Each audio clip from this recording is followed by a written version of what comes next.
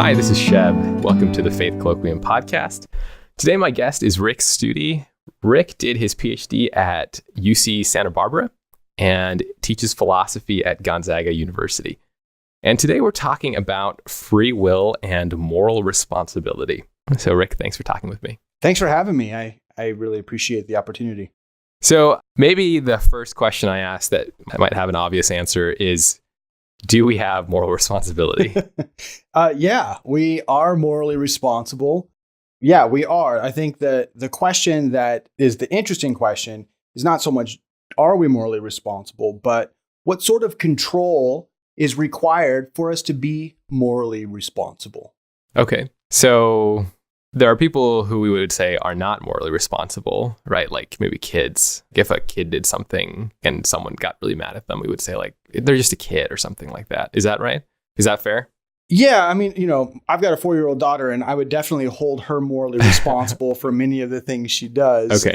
But sure, in certain circumstances, you might think someone just doesn't know enough Right. to be held morally responsible. Yeah. Okay. Actually, this is a great point. Moral responsibility is going to involve more than just the sort of control that's required. It's also going to involve us having certain sort of knowledge. You have to know certain things. Yeah. So does that mean that there are degrees of moral responsibility then? Like, so the amount of knowledge that a 4-year-old has, maybe she's still morally responsible, but she's not as morally responsible as someone, say, who's more knowledgeable, like a 35-year-old or something like that. Sure. Yeah. It seems to me like you could have, you're going to have the are morally responsible or not, but then the degree of praiseworthiness or blameworthiness that they merit for their action is going to be dependent on lots of factors. Okay. Yeah. So in terms of the control question, can you flesh out what that means a little bit more? Like, what do you mean by like the control that we need to have? Yeah. So typically the view has been something like the sort of control that we need is we need to be able to do otherwise. So, were I to pick up this water bottle and throw it at you, and hit you and hurt you, you would hold me morally responsible. You would think that I'm blameworthy for doing that. But then if you found out that I actually couldn't have helped but do it, and in fact, was being like remote controlled by somebody in the neuroscience department or something like that, you would then no longer think I was morally responsible. And why? Because it doesn't seem like I actually have the control over my action that I need to have. So often when people talk about free will, what they mean is something like being able to do otherwise than what you actually did. Okay. So I think that's one common notion of the control that's required for moral responsibility. So there's this principle called the principle of alternative possibilities. Can you explain what that is? Yeah, the principle of alternative possibilities says if someone's morally responsible, then they were able to do other than what they did. So basically it's saying a requirement for being morally responsible is that you be able to do otherwise. Okay. But from what I have read and heard, that seems like that principle has kind of come under attack a little bit from some philosophers that would say like, well, actually, you are still morally responsible even if you couldn't have done otherwise. Can you explain what the criticism of this principle is? Sure. Actually, so this is what I have focused on in my research. In 1969, a philosopher named Harry Frankfurt published this article where basically he says, this principle of alternative possibilities, it seems to be false. And he gave a scenario that many have taken to be essentially a case where someone is morally responsible, but they couldn't have done otherwise. And so, can you give us an example? Yeah, I'll give you the general idea for the case. These are called Frankfurt cases. Whenever you talk about Frankfurt cases, they always involve 3 guys, Black, Smith, and Jones. Okay. And so Black has implanted into Jones's brain some device that allows him to, if he wants to, can control what Jones is going to do and can control what Jones is going to decide to do.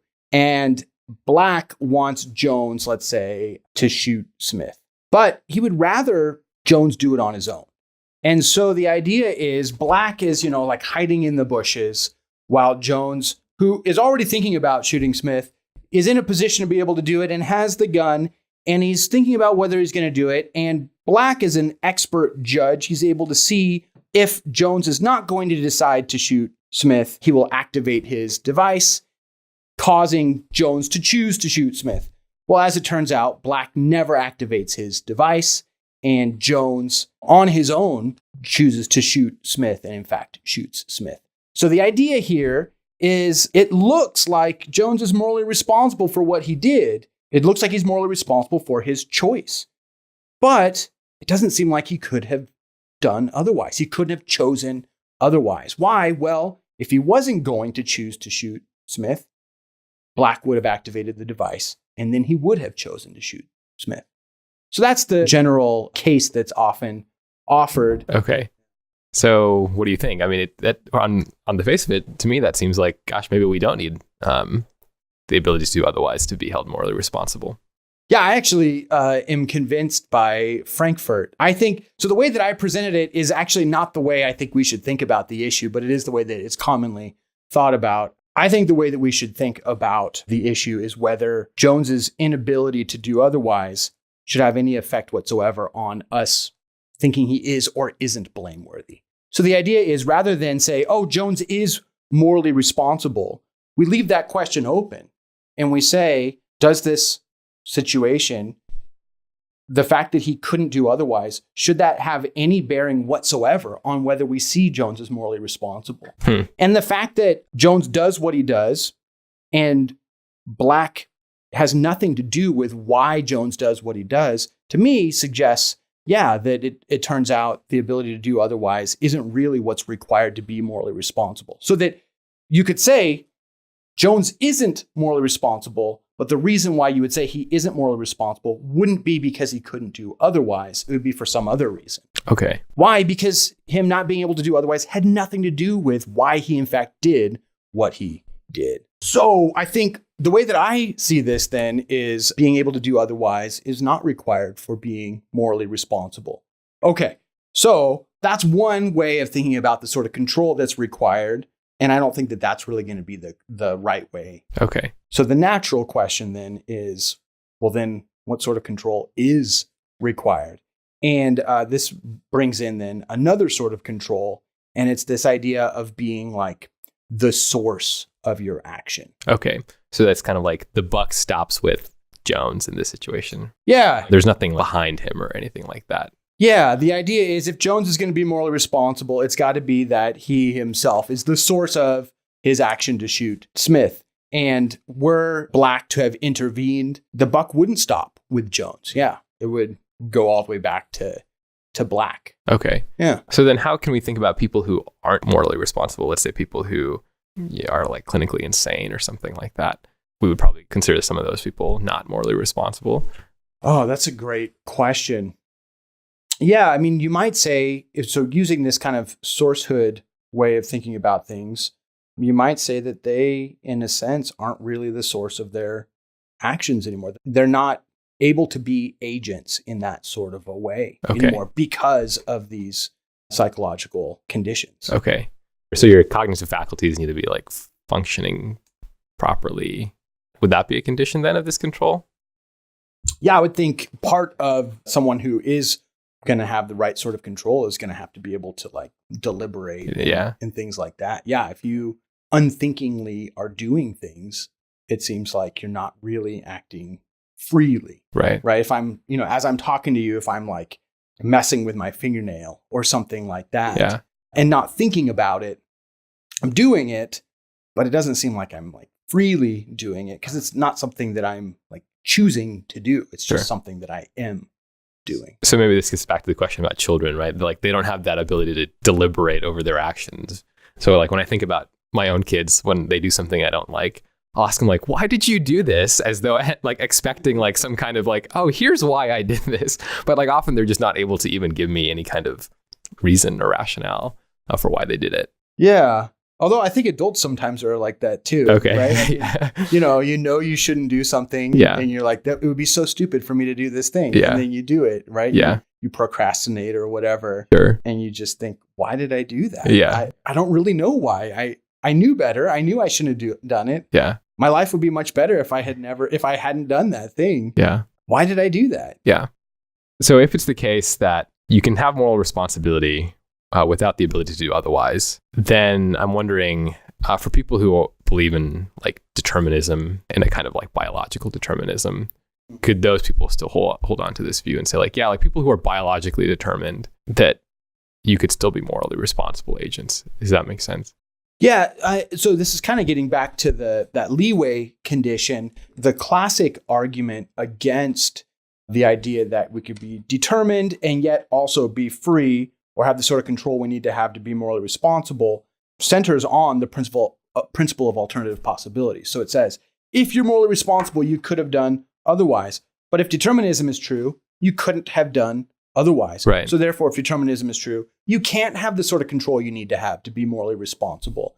And so this is why Frankfurt's argument was so powerful, because up to that point, if you wanted to be a compatibilist, what you needed to do is give some sort of analysis of the ability to do otherwise that would be compatible with causal determinism. Yeah. So compatibilism being, can you explain that? Yeah. The idea is you could be, what you do could be causally determined by the past combined with the laws of nature. Right. And yet you could still be free. Yeah. And they would say, you could do otherwise. Yeah. And so they would have to give what was called a conditional analysis of the ability to do otherwise. And the way that works is basically when you say, I could have done otherwise, they would say what you mean by that is if I were in different circumstances or if I had a different psychological makeup, then I would have done otherwise. So that was a debate that was being had, and it was not looking very good for compatibilists. That just doesn't seem to really capture what people mean when they say being able to do otherwise. And so Harry Frankfurt, with his article in 1969, really kind of opened up the discussion then, because now there was a new avenue for responding to this classic argument for incompatibilism. And the response is to say, well, you don't have to be able to do otherwise to be morally responsible. That's not the sort of freedom that's required for moral responsibility. Okay. So that's kind of the how the discussion has gone. Okay. And incompatibilists would say no, it's either you got to have one or the other, right? They would say either you have this kind of robust free will, or we're kind of hardwired to do these things. We're determined to do these things. And those two things are incompatible, right? Is that fair? Yeah, they can't both be true at the same time. Yeah, okay. It's impossible. Okay. Either you're determined or you're not. Okay. And if you're determined, you're not free. Okay.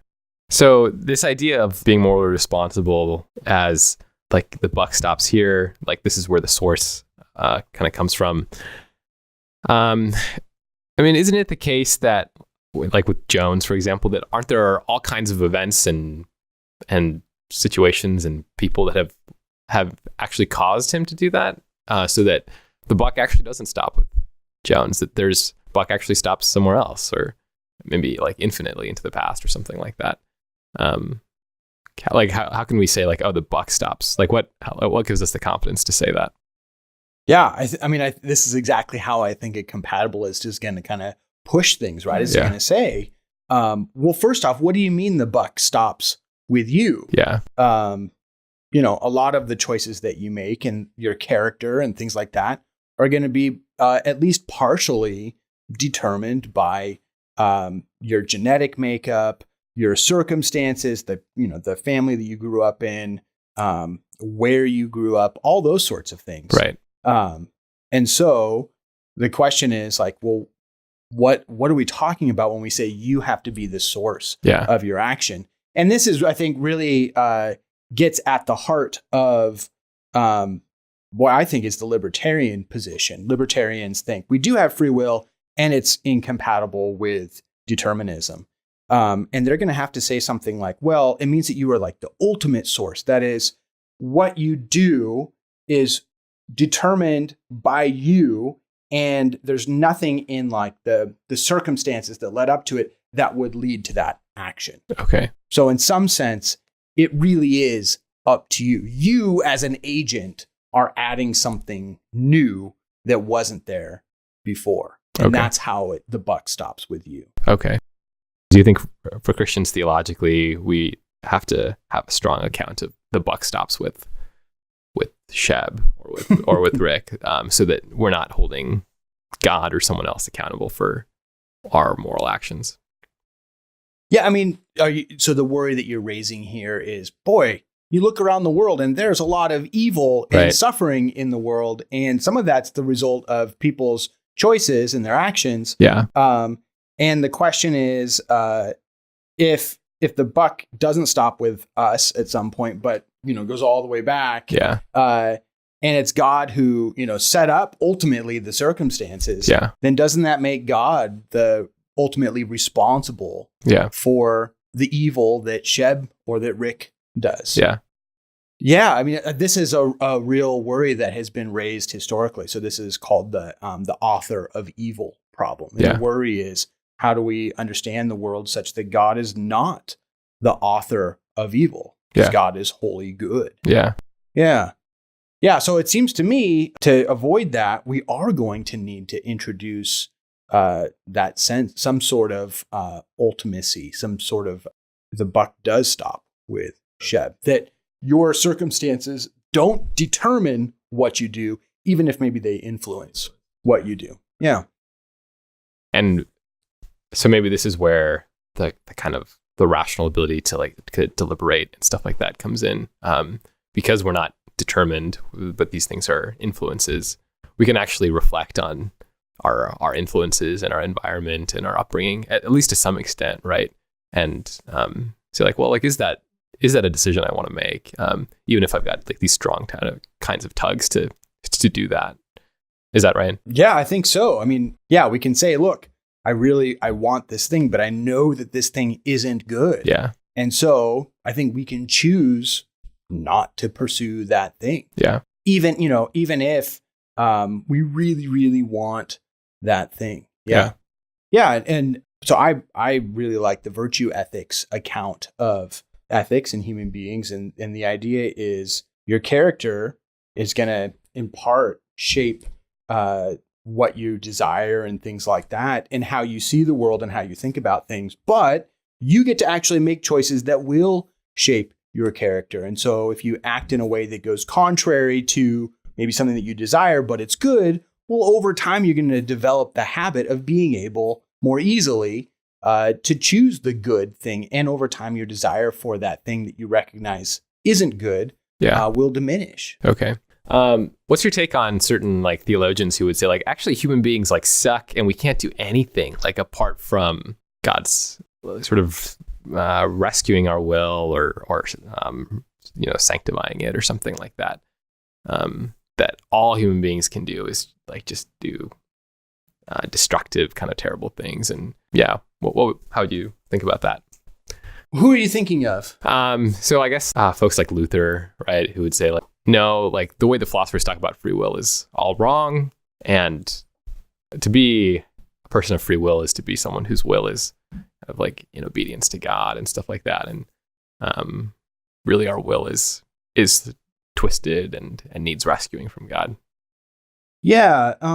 I think we can talk about, so there, it seems to me like we're talking about something slightly different, right? Okay. There, we're not talking about free will, although they might use the term free will, but more like having a good will. Okay. Or something like that. Okay. So maybe that's a confusion of categories. I think so a little bit, right? I mean, so, one of my favorite quotes. I love the movie Braveheart, and William Wallace, says, every man dies, but not every man truly lives, right? Yeah.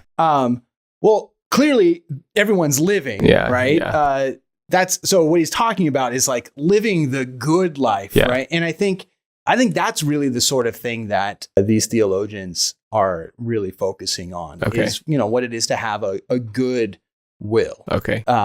But they might say, but you're not able to choose the good apart from the grace of God.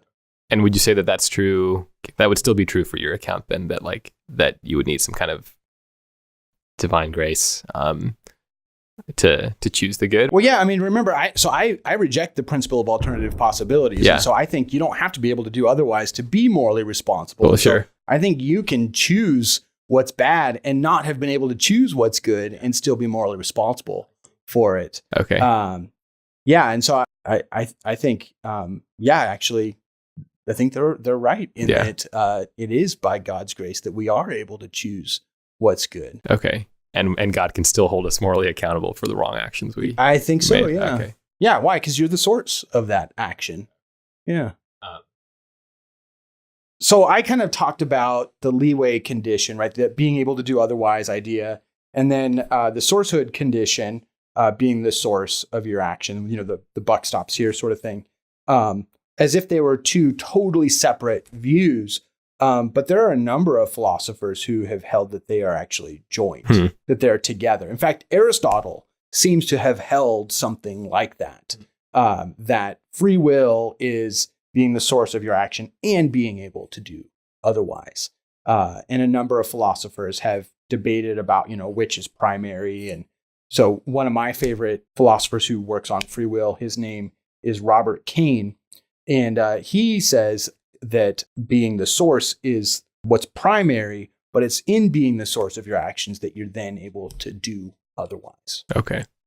Besides Aristotle, are there any other philosophers in the history of philosophy that you feel like we're on the right track with this stuff, with free will and moral responsibility?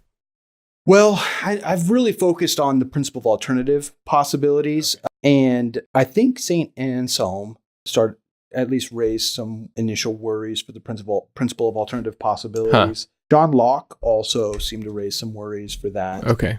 So this idea of rejecting the principle of alternative possibilities is somewhat new. This is kind of a fairly recent development in the debates over free will and moral responsibility. Okay. And right now, like the landscape among philosophers who work in free will, is there some like new thing that people are trying to unlock or discover, or what does the field look like right now? Yeah. So right now, a big part of what's happening is people trying to make sense of what would it be to be the source of your action. Okay. The worry is several people have thought that just is that's a nonsense idea. Okay. That you could be an uncaused cause of your action in some sense. Seems really worrisome to some. And so they think it's just totally incoherent. So some work has been done trying to figure out, well, just what exactly would that be to be an agent cause? Can we really make sense of that? Yeah. And then there's a lot of work happening right now with compatibilists.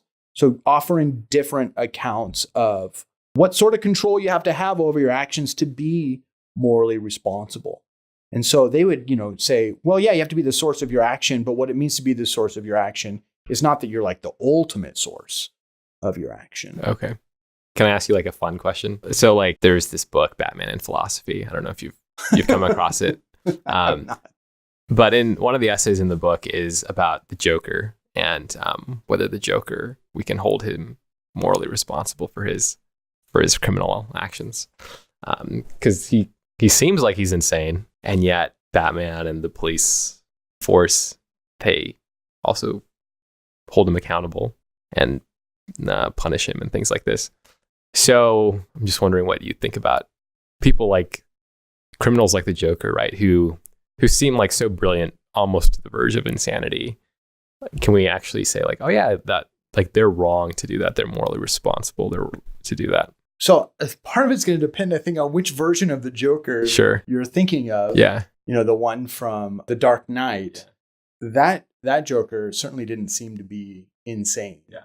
Right. But in the comic books, when the Joker's caught, where is he put? I don't think he's actually punished. He goes in Arkham Asylum. And so I don't think that that's punishment.